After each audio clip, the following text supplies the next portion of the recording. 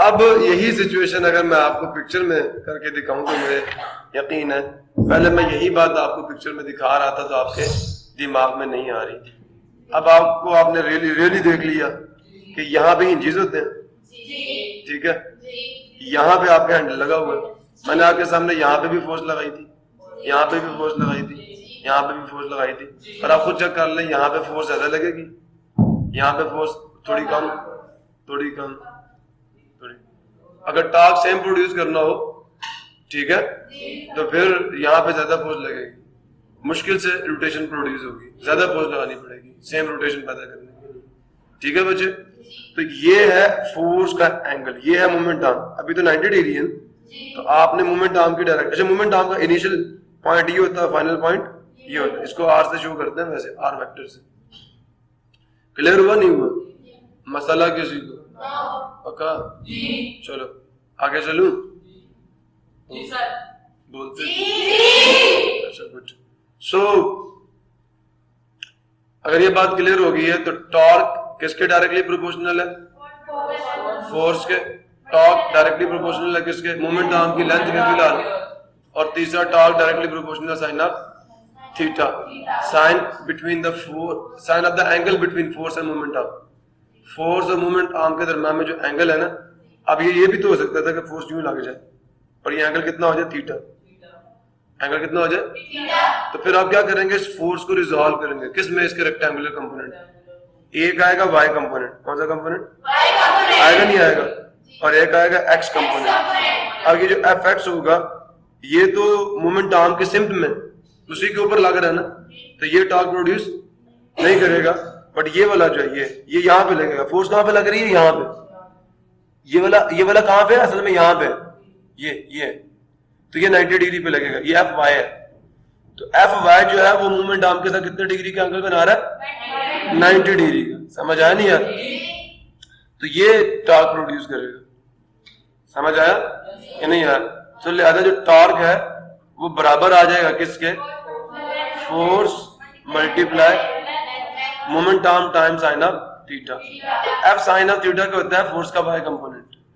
अब अगर फोर्स लग गई वाई एक्सिस पे रही है तो इसका एक्स कंपोनेंट ही 0 होगा, सारी फोर्स ही वाई एक्सिस पे आ जाएगी। तो ये जो एफ साइन थीटा ये एफ वाई है असल में। तो फोर्स का परपेंडिकुलर कंपोनेंट जो होता है वो असल में टॉर्क प्रोड्यूस करता है। अगर अभी भी बात समझ नहीं आई तो I can elaborate it again and again and okay. तो बच्चे वैसे आप जब बड़े हो जाएंगे ना तो फर्स्ट ईयर में जाके आपको ये पता चलेगा कि जो टॉ है वो आर क्रॉस एफ के बराबर है, वेक्टर्स के क्रॉस प्रोडक्ट के बराबर है। और टॉ भी एक वेक्टर होता है, ये भी क्या होता है? एक वेक्टर होता है। अब ये कैसा वेक्टर है? इसकी डायरेक्शन कैसे आएगी? इसकी डायरेक्शन कैसे पता चलेगी हमें? स्पिनर से किसने खेला हुआ? यहां तक किसी बच्चों का मसला हो पकड़ो। अब ये जब ये घूमता है ना, जो घूमता रहता है, आप उसको पकड़ के यूं करेंगे ना, यूं, तो आपको पुश करता है। खेला कभी इससे किसी? सबको पता है ना? जब ये घूम रहा होगा तब इसे यूं करेंगे तो ये नहीं जाएगा उससे। क्यों? ये पोज क्यों? ना ना ना ना ये चाहता है कि मैं अपनी पोजीशन चेंज ना करूं, क्योंकि वेक्टर है रोटेशनल, जो आपका टॉर्क है एक वेक्टर है। समझ आया? अब उस वेक्टर की डायरेक्शन क्या होती है? गौर से सुनना, भी मैं आगे आपको बताता हूं। चलूं आगे? सो मेरे ख्याल के मुताबिक अब आप लोग ये मैंने आपको ये बताया कि अगर एंगल थीटा आ जाए तो आपने फोर्स को क्या करना है? उसके कंपोनेंट्स में तोड़ना। एक उसका एक्स कंपोनेंट आ जाएगा और दूसरा उसका वाई कंपोनेंट आ जाएगा। क्लियर हो गया? नहीं समझे? तो ये जो वाई कंपोनेंट होगा वो असल में यहाँ पे, यहाँ ये 90 डिग्री के साथ होगा। वैसे यहाँ पे चला गया ना, रिजॉल्व किया तो आपको कहेंगे कि हाँ ये ट्रायंगल बनाने के लिए, तो ये एफ एक्स होगा। अब ये तो देखो मोमेंट आर्म के सिम्प में, लेकिन जो एफ वाई है वो मोमेंट आर्म का कितने डिग्री का? तो ये टॉर्क प्रोड्यूस करेगा। और आपको पता है ये किसके बराबर होता है? F sine of theta. और ये किसके बराबर होता है? कॉस ऑफ थीटा के। तो ये वाला जो है ये तो मोमेंट आर्म के अपोजिट है और एक्सिस ऑफ रोटेशन से पास होगा, तो ये टॉर्क प्रोड्यूस नहीं करेगा, ये टॉर्क प्रोड्यूस करेगा। तो मोमेंट आर्म आपका कितना ही? मोमेंट आर्म कहां से चेक करते हैं? पॉइंट ऑफ एक्शन और एक्सिस ऑफ रोटेशन के दरम्यान में जो डिस्टेंस है। अब अगर ये L हुआ तो जो आपका टॉर्क होगा, अब ये वाला कंपोनेंट टॉर्क प्रोड्यूस कर रहा है ना 90 डिग्री वाला, नहीं समझे मेरी बात? तो जनाबे अली जो टॉर्क होगा वो बराबर होगा Fy मल्टीप्लाई L। Fy क्या है? F L साइन ऑफ, ये आप साइन थीटा ना, तो साइन थीटा मैंने आखिर पर लगा दिया, ये है टॉर्क। इशू किसी को? अच्छा एक सवाल का जवाब दें आप। टूटी ऊपर से, अब जरा सोच समझ के जवाब देना मुझे। ऊपर से जो उसकी हत्थी होती है वो, मैं क्यों पीछे जा रहा हूँ इतना,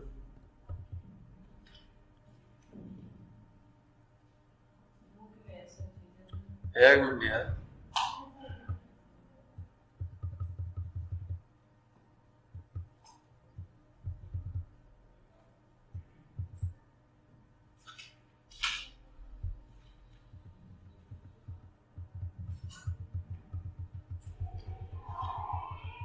हाँ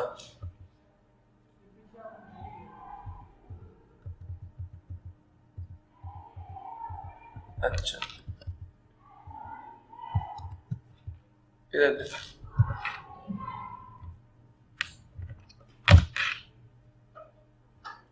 ये टूटी को देखो, टूटी ऊपर से ये जो इसके अंदर रॉड लगाई जाती है, क्यों लगाई जाती है?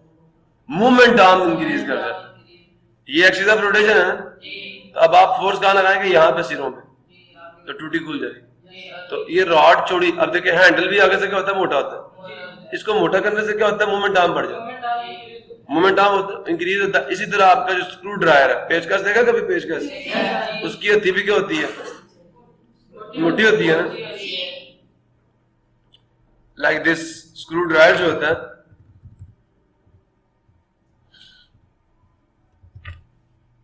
होता है एक रॉड शेप ऑब्जेक्ट, आगे से कुछ थोड़ा सा यूं, और पीछे से बचे क्या होगा? उसकी हत्ती का भी मोटी रखी जाती है। इससे क्या होता है? चलो टेढ़ा मेढ़ा बना इसके लिए माजर, लेकिन क्या है कि जब आप इसको पकड़ के यहां से खींचो, इसको घुमाते हो ना, तो असल में ये एक्सिस ऑफ रोटेशन है ये, तो इससे डिस्टेंस बढ़ जाएगा, और जितनी मोटी हत्ती होगी उतना आसानी से घुमाने में आसानी होगी। समझ आया नहीं है? तो आप हत्ती को बड़ा करके असल में क्या कर रहे होते हो? आप मूवमेंट आर्म बढ़ाते हो, और फिर आपको फोर्स कम लगानी पड़ती है। और अगर मूवमेंट आर्म छोटा हो, इसलिए आप कील से नट नहीं खोल सकते, बहुत ज्यादा फोर्स चाहिए। और अगर उसी कील के गिर्द आप क्या कर लें? टेप लपेट लें। नहीं समझे मेरी बात? अब मेरी बात और से सुने, कील के गिर्द पहले रुई लपेटे, फिर उसके ऊपर टेप लपेट लें जबरदस्त करके, वही कील इंशाल्लाह नट खोलना शुरू। कील के भी तो 4 ही मुंह होते हैं, तो उससे आप पेचकस बना सकते हैं, लेकिन एक मोटी हत्ती पीछे लगा कर। नहीं समझ आया? सो जनाब ये चीज समझ आ गई है, मैथमेटिकली टॉय इसके बराबर है। अब देखिए एल किस में होता है? एल किस में, इसका यूनिट क्या है? मोमेंट आर्म है, लेंथ है ना मीटर में, और फोर्स किस में? न्यूटन में। तो टॉ का यूनिट होता है वो न्यूटन मीटर। अब डेफिनेट, अच्छा अब देखिए बच्चे, एक यूनिट टॉर्क जो है, टॉर्क का एक यूनिट क्या? Newton metre. तो 1 न्यूटन मीटर टॉर्क कितना होगा कि अगर 1 न्यूटन की फोर्स 1 मीटर लंबे मूवमेंट आर्म पे अमल करके जो टॉर्क प्रोड्यूस करती है, नहीं समझ आ? A torque of 1 Newton meter is produced by a force of 1 Newton acting perpendicular to the moment arm 1 metre. 1 metre लंबे मूवमेंट आर्म पर फोर्स 90 डिग्री के साथ अमल करके, परपेंडिकुलरली अमल करके, बात समझ आई? जो टॉर्क प्रोड्यूस करती है वो 1 न्यूटन मीटर होता है। चलो आगे, मूवमेंट आर्म क्या होता है? The perpendicular distance between the line of action of force and the axis of rotation is called moment arm. बात समझो नहीं समझे? फार्मूला ऑफ टॉर्क मैंने आपको पहले दे दिया कि ये जो L क्रॉस F है, इसका मैथमेटिकल मीनिंग ये कि L F sine theta. Unit of torque है न्यूटन मीटर, आपको पता यही है ना? 1 न्यूटन मीटर का torque which is produced by force of 1 newton acting perpendicularly on moment arm of 1 metre, इसका 1 न्यूटन मीटर टॉर्क। अच्छा टॉर्क का फार्मूला भी पता चल गया? पता चल गया? टॉर्क का नेचर क्या है? Vector quantity. समझ आया? अब आप पूछेंगे सर इसकी डायरेक्शन किधर होती है? सही है? सोचे ये यहां पे आपको बता देता हूं, ठीक है? आगे तो पहले इससे रिलेटेड कुछ क्वेश्चंस कर लेते हैं, ठीक है? और मैंने आपको थोड़ी देर पहले ये भी बताया कि जो एंगल बिटवीन द फोर्स होता है ना, वो आपने उनके हेड्स की तरफ, जब भी कोई पूछे टॉर्क कितने फैक्टर्स पे डिपेंड करता है तो आपने कितने फैक्टर्स बताने हैं? बस फोर्स, मोमेंट आर्म, फोर्स और मोमेंट आर्म के दरम्यान में जो एंगल है उसका साइन। अब वो एंगल कौन सा है फिर आपने बताना है, मोमेंट आर्म और फोर्स वेक्टर्स के जो हेड्स हैं उनके दरम्यान में।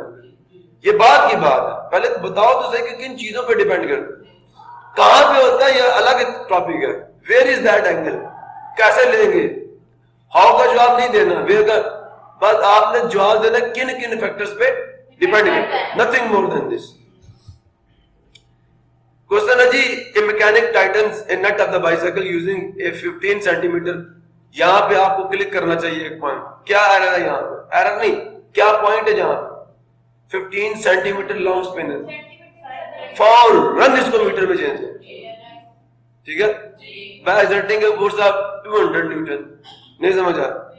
अब उन्होंने क्या कहते हैं, मैकेनिक ने नट टाइट किया, स्पिनर की लेंथ ये है, मोमेंट आर्म दे दिया आपको, और फोर्स कितनी दे दी, 200 न्यूटन की। फोर्स भी मिल गई, मोमेंट आर्म भी मिल गया, रह क्या पीछे, कुछ भी नहीं। कहता find the torque that has tighten the nut, कि नट को बंद करने में कितना टॉर्क लगा उसकी वैल्यू निकालो। तो आपने पहले क्या लिखा जी, फोर्स ये है, एल का 15 सेंटीमीटर, इधर से सेंटी की वैल्यू पुट करो, मीटर में चेंज हुआ, टॉ is equal to multiply L का था 15 मल्टीप्लाई 10 की पावर -2 200, ये 2 0 10 की पावर -2 से काट जाएंगे, नीचे तक 100 होगा ना, 15 to the 30 newton metre. Clear हो गया? मिनी एक्सरसाइज है, बड़े मजे का था। आपको याद है मैंने जब आपको 3rd चैप्टर पढ़ाया था तो फोर्स का कैसा न्यूमेरिकल आया था कि उस न्यूमेरिकल में उसने 2 सवाल पूछे थे। उसने पहले बॉडी का मास दिया था, कहा था एक बॉडी है उसका मास ये है, समझ आया नहीं है, उस पर एक फोर्स अमल करती है, ठीक है, और उसमें ये एक्सेलरेशन पता करती है। अगर वही फोर्स, अब याद आया, बॉडी का मास भी दे दिया था, एक्सेलरेशन भी दे दिया था, अगर वही फोर्स जो पहली बॉडी पे लगी, दूसरी बॉडी जिसका मास 5 kg, पहली का 8 kg था, दूसरी का 5 kg, बताओ उसमें कितना एक्सेलरेशन पता करेगी? कितने सवाल पूछ गया था? तो पहले का मास भी दे दिया, एक्सेलरेशन भी दे दिया, उनको मल्टीप्लाई करोगे फोर्स आएगी। मैंने 2 तरीके बताए थे, और फिर उस फोर्स को यूज करोगे तो दूसरे न्यूमेरिकल का डाटा भी पूरा हो गया, फोर्स भी है और मास भी है, तो एक्सेलरेशन नहीं निकाल सकते। तो मैंने क्या कहा था, जब दोनों पे फोर्स सेम है तो m1 a1 बराबर है m2 a2 के। कुछ याद आया? तो मैंने a2 को वहां पे रहने दिया तो m2 को नीचे जाके डिवाइड करके एक्सेलरेशन निकाल लिया। दूसरा मेथड ये था, यहां समझ आया नहीं यार? बेटा यहाँ पे कुछ ऐसे कर रहा है, कहते हैं फोर्स ऑफ 150 न्यूटन। कितनी फोर्स है? 2 सवाल पूछ लिए उसने। कैन लूजन ए नट, को एक नट को लूज कर सकती है when applied, जब उसको लगाया जाए at the end of a spinner, एक स्पिनर के सिरे पे जो कितने सेंटीमीटर लॉन्ग है। तो पहला स्टेप ही है टॉर्क निकालो, एफ भी है एल भी है, सेंटी को फौरन किस में चेंज करो, यहां से टॉर्क आ जाए, टॉ आ जाए, कहता है what should be the length, nut वही है तो मतलब टॉर्क भी ये है। आपको उन्होंने क्या कहते हैं उसको, चक्कर देना, चक्कर दे दिया उन्होंने आपको, झांसा दे दिया आपको कि what should be the length, आपने एल निकालना स्पिनर की, to loosen the same nut. Loosen the same nut का मतलब यह है कि टॉर्क वही होगा जो ऊपर आ चुका है, टॉर्क तो वही चाहिए जो आप निकाल चुके 150 न्यूटन को 10 सेंटीमीटर से मल्टीप्लाई करें। जनाब काम शुरू करते हैं। तो सेम नट का मतलब यह है कि टॉर्क वही होगा जो पहले आप निकाल चुके हो। अगर फोर्स कितनी हो जाए, पहले फोर्स 150 न्यूटन थी, अब फोर्स दे दी है और टॉ आपने कहां से निकालना है, यहां से, टॉर्क आपने यहां से निकाल, जो यहां पे टॉर्क आया वही यहां पे भी होगा। नहीं समझ आया?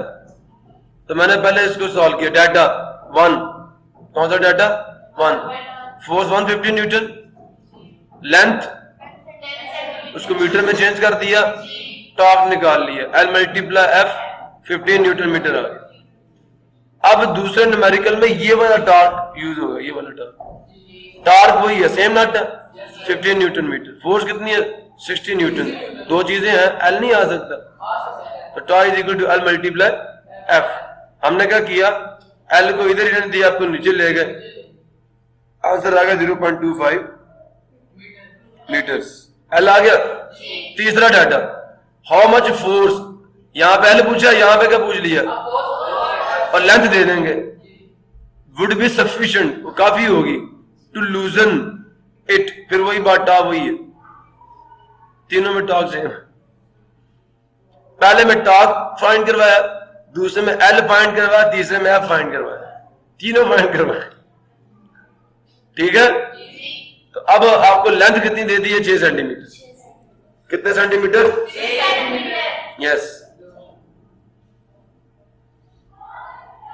मसला किसी नहीं तो पूछो। अब क्या लिख दिया मैंने, टॉ लिखा, एल लिखा, और एफ बराबर आ जाएगा किसके, बाय यूजिंग द फॉर्मूला, किसके बराबर आ जाएगा, टॉ बाय एल, ये है ना, tau is equal to L multiply F, F निकालना है नीचे चला जाएगा। अब टॉ की क्या वैल्यू है, वही 15 न्यूटन मीटर, और एल कितना दे दिया 6 मल्टीप्लाई 10 की पावर -2, एफ आ गया। अब ये ऊपर जाके क्या हो जाएगा 100, पावर पॉजिटिव हो जाएगी, बोलते नहीं हो पक्का। अब 6 पे इसको डिवाइड कर लो।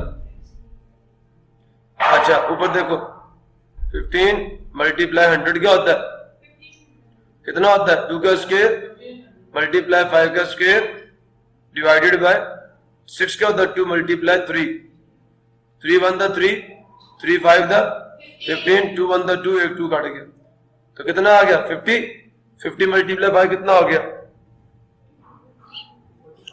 250, 250 न्यूटन। कर लोगे अब, शाबाश। लो जी, टॉर्क की कितनी किस्में हैं, तो there are 2 types of torques, एक है पॉजिटिव टॉर्क, दूसरा है नेगेटिव। और पॉजिटिव टॉर्क को एंटी क्लॉकवाइज टॉर्क भी कहते हैं, और नेगेटिव टॉर्क को क्लॉकवाइज टॉर्क भी कहते हैं। एंटी क्लॉकवाइज टॉर्क जो है उसको पॉजिटिव कहते हैं। एंटी क्लॉकवाइज का जो घड़ी की सुइयों के मुखालिफ। अब घड़ी की सुइयां, अगर मैं आपके सामने फॉर एग्जांपल घड़ी हूं, तो यहाँ पे 12 होगा, यहाँ पे 1 होगा, 2 होगा, 3 होगा, 4 होगा, 5 होगा, 6 होगा, 7 8 9 होगा, 10 11 फिर 12 होगा, होगा या नहीं होगा? चलो जी 12 आ गया। मसला किसी को? अब जनाबे अली गौर से सुनना, गौर से सुनना, घड़ी की सुइयां कैसे घूमेंगी, यूं, गौर से सुनना, राइट से लेफ्ट, ये राइट से लेफ्ट, ये क्या क्लॉकवाइज। अब याद रखना एंटी क्लॉकवाइज के उलट घूमेंगी। अब मुझे जरा देख के बताओ, बोर्ड पे देख रहे हो ये कौन सी रोटेशन जो आपको बोर्ड पे नजर आ रही है, समझो ये घड़ी है, तो ये रोटेशन कौन सी है, क्लॉकवाइज, क्लॉकवाइज। ठीक है। अब बेटा अगर आपने ये पता करना हो, अब ये कौन सी रोटेशन पता कर रहा है, क्लॉकवाइज, तो क्लॉकवाइज टॉर्क है, लेकिन उसकी डायरेक्शन पता क्या है, जिस प्लेन में ये रोटेशन हो रही है, गौर से सुनना, गौर से सुनना। अब मैं आपको जरा बना के दिखाता हूं, ये आपका एक्स एक्सिस, वाई एक्सिस, ये एक्स एक्सिस, और ये आपका जेड एक्सिस। दीवार देखो, गौर से सुनना, दीवार सामने की देख रहे हो, ये देख रहे हो, मेरी बात समझ आ रही है, क्लियर हुआ? नीचे देखो कितने प्लेन्स हैं, 3 प्लेन्स। गौर से सुनना, एक ये वाला प्लेन जिस पर मैं खड़ा हूं, एक मेरे पीछे और एक साइड पे, कितने प्लेन्स आ गए। अब गौर से सुनना, ये एक्स,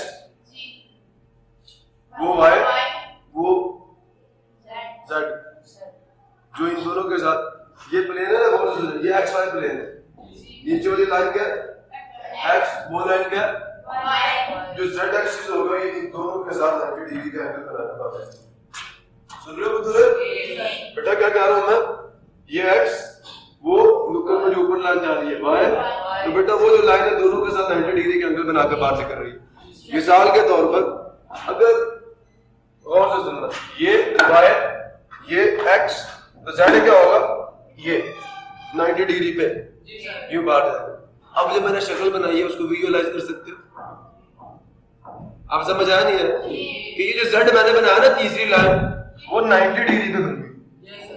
जैसे आपने एक सांचा तैयार किया, एक लाइन यूं लगाई है, दूसरी लाइन यूं लगाई है और तीसरी लाइन यूं लगाई है, ये वाला बात समझ आया नहीं है?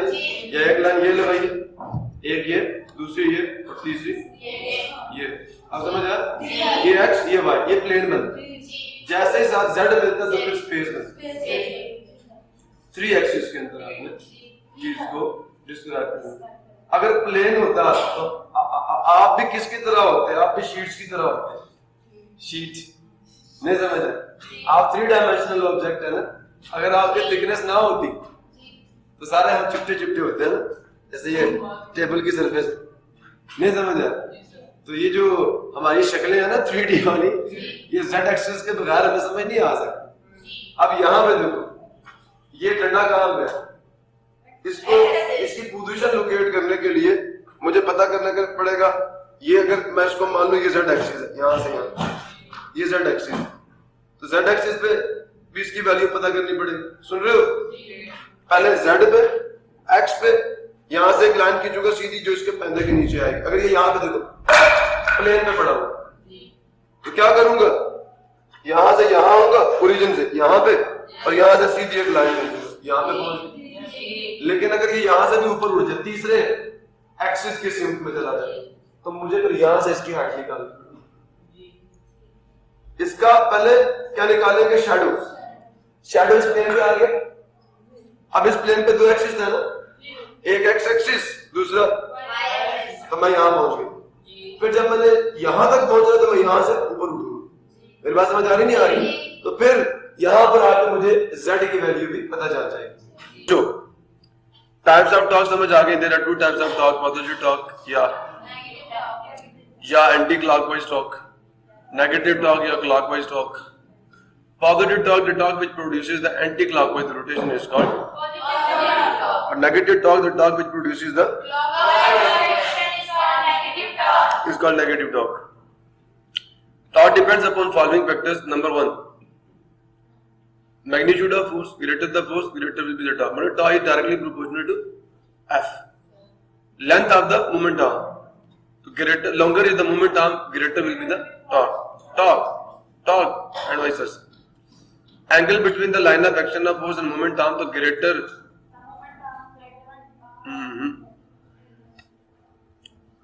angle between the moment arm and force, तो क्या मतलब है इसका?